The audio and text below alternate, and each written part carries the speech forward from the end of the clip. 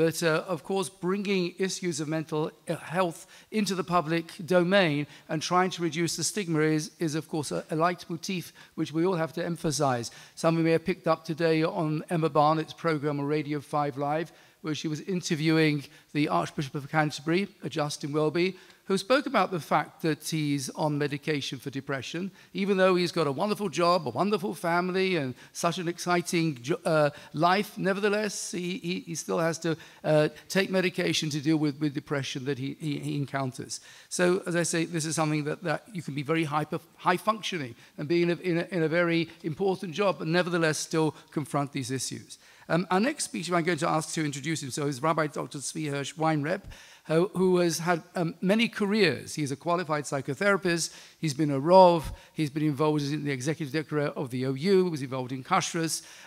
Most recently, I've really had a lot of honor from his being the editor of the current edition of the Steinsaltz Talmud, and also the translator of the Kinot in the current edition, which I've really gained a lot of benefit of. Whether there's a connection between that and mental issues, I'll leave that for Rabbi Weinreb to elaborate on. But it's a pleasure to have Rabbi Weinreb. He's a rabbi's rabbi. Many of us in the rabbinate have had guidance from him over the years in his many areas of experience, both in the community in America and in Eretz Yisrael. Rabbi Weinreb.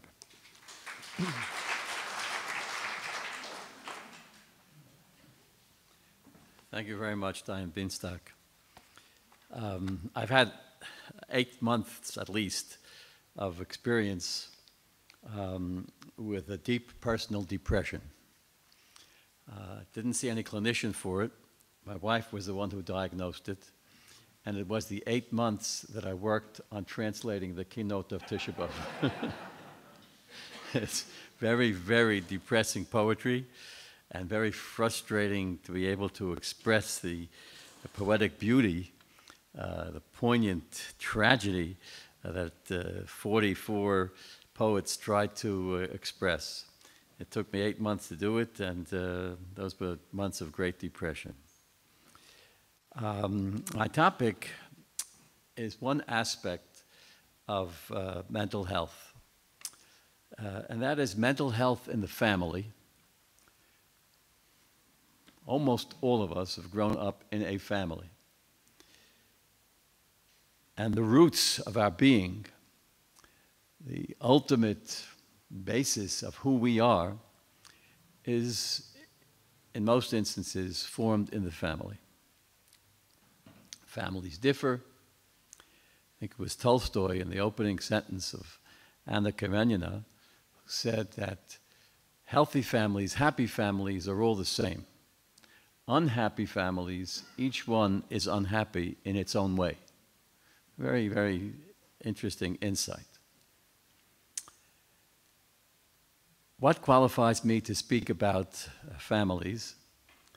First of all, Baruch Hashem, my wife and I have been married for 56 years. Secondly, we have several children. We have many grandchildren. And over the past some years now, many, many great-grandchildren. So that makes me a little bit of an expert. My professional expertise, really, comes from a combination of my psychological training and from my rabbinic experience. It was a number of years ago that I was at a meeting when a woman, clergy woman, challenged everyone else in the room, these were clergy of various faiths, and asked us what we were doing in our pulpits about domestic violence. And for whatever reason, the group was about the size of this group.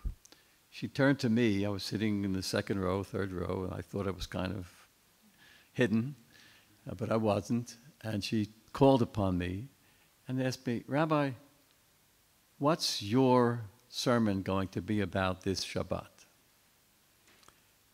And I told her, and it really wasn't an earth-shaking topic at all. And she said, I challenge you.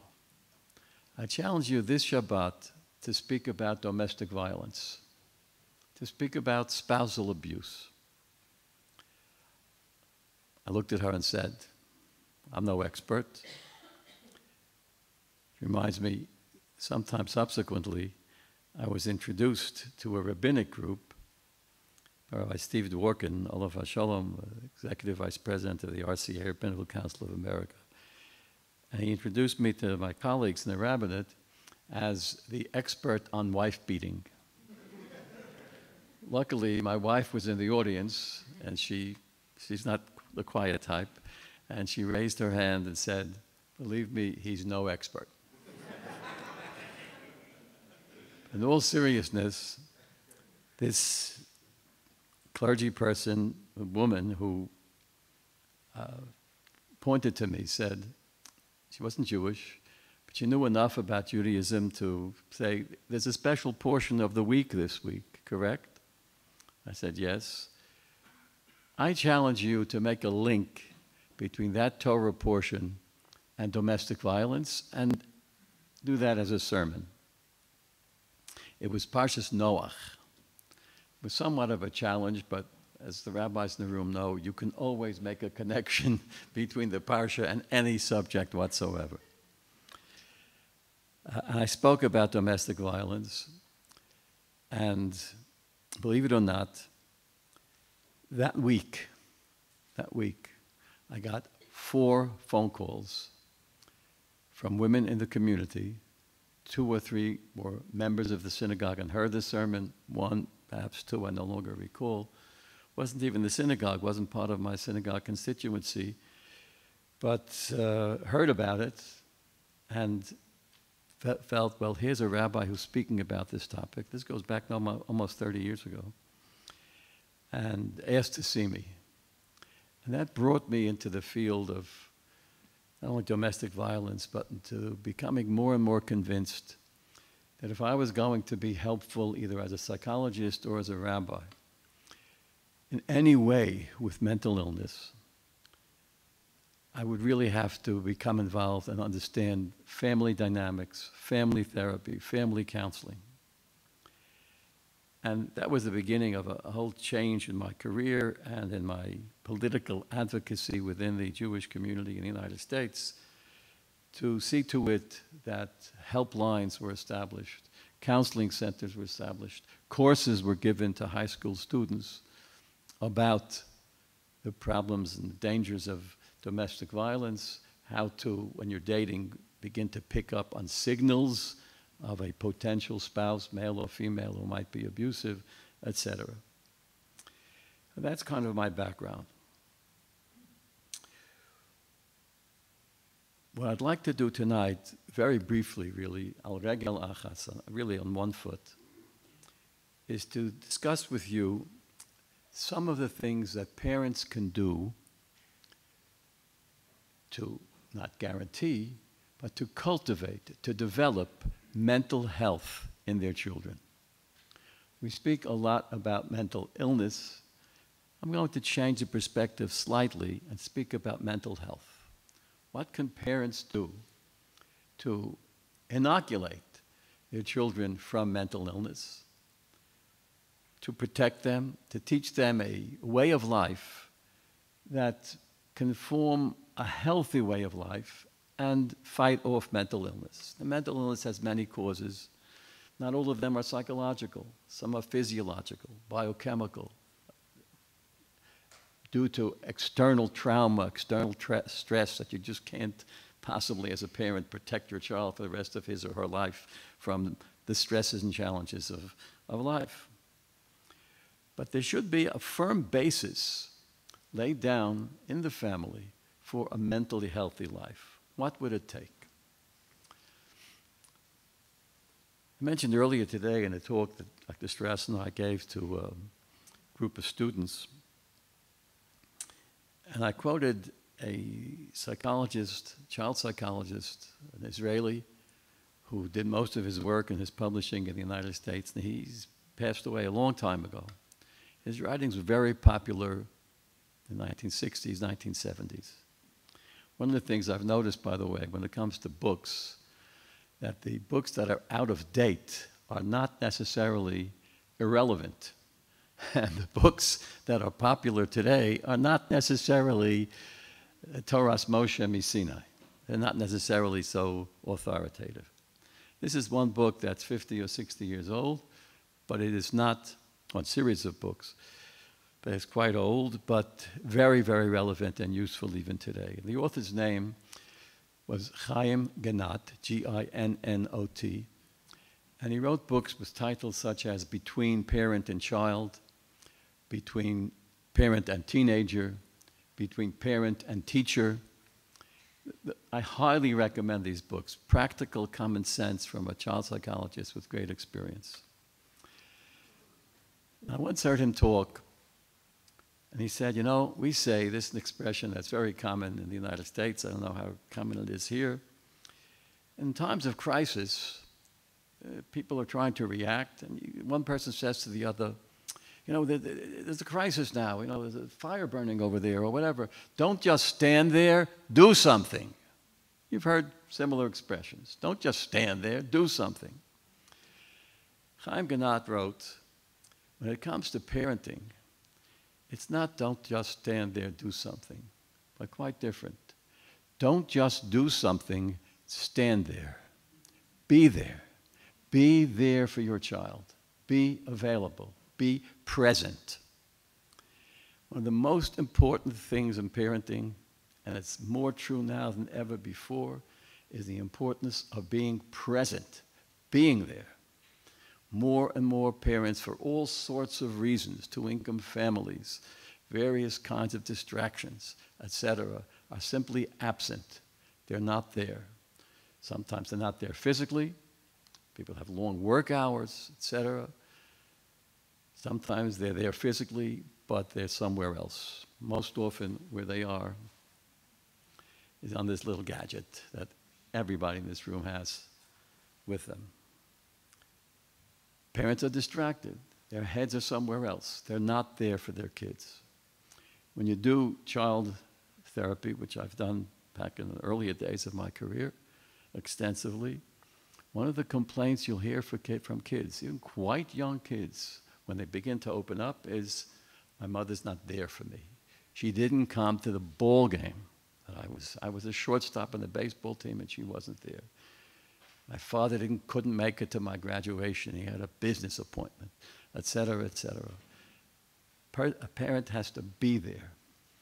And this is Ginott's advice. Don't just stand there.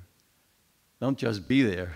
Stand there. Be there. Be around. Physically, mentally, emotionally. Be there for your children. There's many examples of this, but notice from my developing relationship with Dr. Strauss that he, as I, or I as he, are obsessed with the Holocaust and its ongoing pervasive influence upon all of us, whether we know it or not, whether we like it or not. So I have various heroes who were heroic in those terrible times of the Holocaust. One was a man named Janusz Korczak. I don't know how many of you have heard of him. He was a physician, a pediatrician. He had a program on the Polish language radio in Poland in the 1920s and 30s.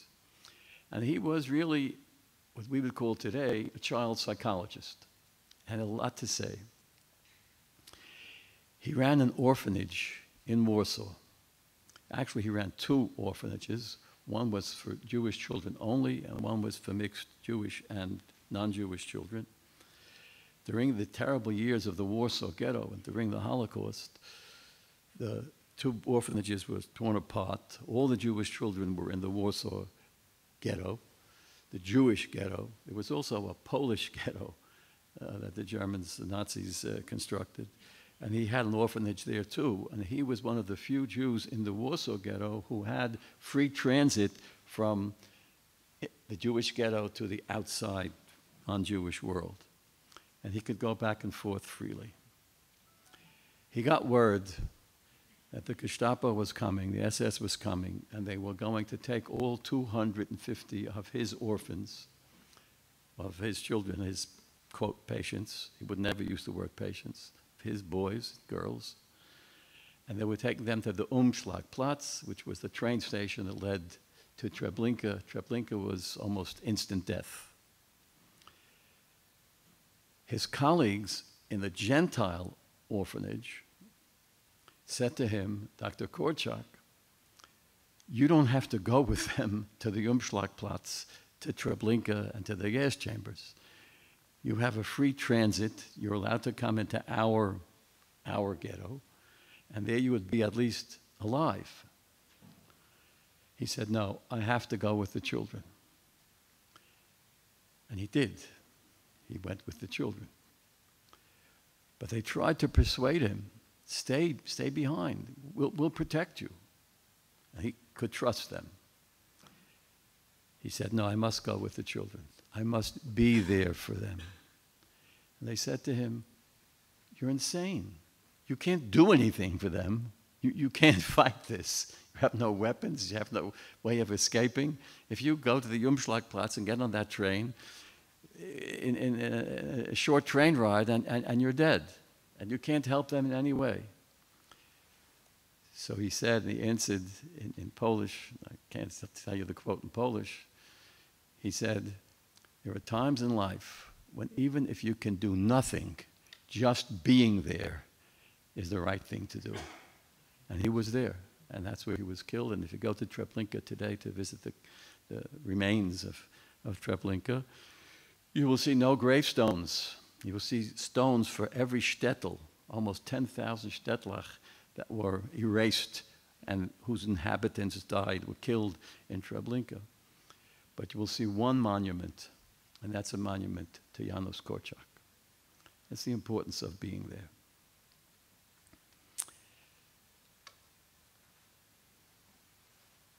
There's one important Jewish writer, Rabbi, who wrote a lot about mental health.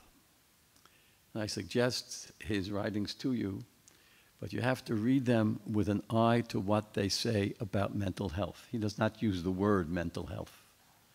He wasn't thinking psychologically or psychiatrically, and his name, of course, was Rabbi Samson Raphael Hirsch, Rav Shimshon Raphael Hirsch. He wrote an essay. He wrote in German. I have a Hebrew translation of the essay in front of me. His essays can be found translated into English in the collected writings of Rabbi Samson Raphael Hirsch. The Hebrew title is Shituf Pu'ula Bein HaHorim Ubeit HaSefer, which you might translate as the joint venture between parents and the school. Interesting subject.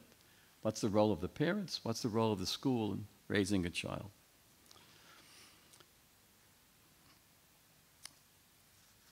He has a rather radical position where he believes that the school should only teach academic skills. Character development, what we would call today character development, I'm using my language, not his. Character development is not the school's business. The school teaches reading, writing, and arithmetic. Chumash, Siddur, Kriya, Rashi, Tosfos, right? But not character development. Character development, he argues, can only be done in the home and only be done by the parents or parental figures, whoever they might be.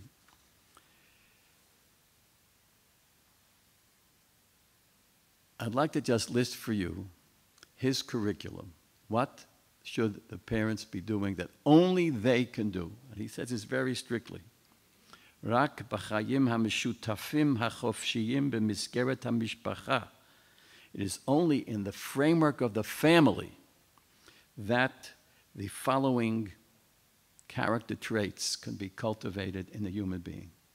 It's got to be mother and father, or if there is no mother and father, whoever are the mother and father surrogates, grandparents, foster parents, whoever it may be. This is the list. Fascinating list. I look at this list as the components of mental health. Let's ask ourselves the question, not today, for me at least, of what's mental illness, but what's mental health. And this is, of course, from a Jewish moral perspective. Number one, Ahavat ha'emet. Teach your child to love the truth. This can only be done, Rav Hirsch would argue, within the framework of the family. Who stole the cookie from the cookie jar? You've got to use that opportunity to teach the child to tell the truth and to love the truth, and on and on. Truth. Number one, ha'arachat hatzedek, to appreciate, to have a value of tzedek, of righteousness, of justice, of what's fair in life.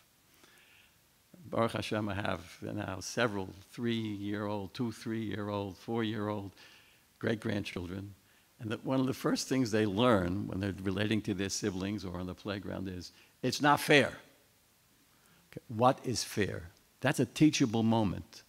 What is fair? Who defines what is fair? Tzedek. 2, 3-year-olds, you can talk about what's fair at games, what's fair about who owns the toy, what's fair who gets the biggest cookie in the cookie jar, what's fair. But an appreciation of tzedek, of justice, of what's right and wrong. I don't want to get political, but these values, truth, and yes, there is a right and wrong, are values which are fast evaporating in the general culture. Hopefully not in our culture. Achvat Rayim, within the structure of the family, you can teach your children about the importance of friendship and the psychiatric importance of friendship. Friendship, having friends, is one of the factors in life which is most associated with longevity. 2 factors, I owe this to Dr. Strauss, there are 2 factors that research shows are associated with long life. Number 1 is not smoking tobacco, and number 2 is having friends. You train children to have friends. Teachers can't do this in the classroom. Parents can do this, to encourage children to form friendships. Gemilut chasadim, chesed, tzedakah, charity, etc. Vatranut, levater, to know how to compromise, to let the other guy or the other gal go ahead of you in line, or be the first to get the prize, or whatever it is. Not to insist that you have to have your own way all the time. Learning to compromise is a very, very important aspect of mental health, and it can only be taught in the family. Salchanut, forgiveness. The therapeutic power of forgiveness is immense. We know about forgiveness from all sorts of perspectives in our religion. But besides the religious and spiritual value of forgiveness, there is a factor about forgiveness which leads towards mental health. There are people, because of their inability to forgive, suffer psychiatrically for lifelong.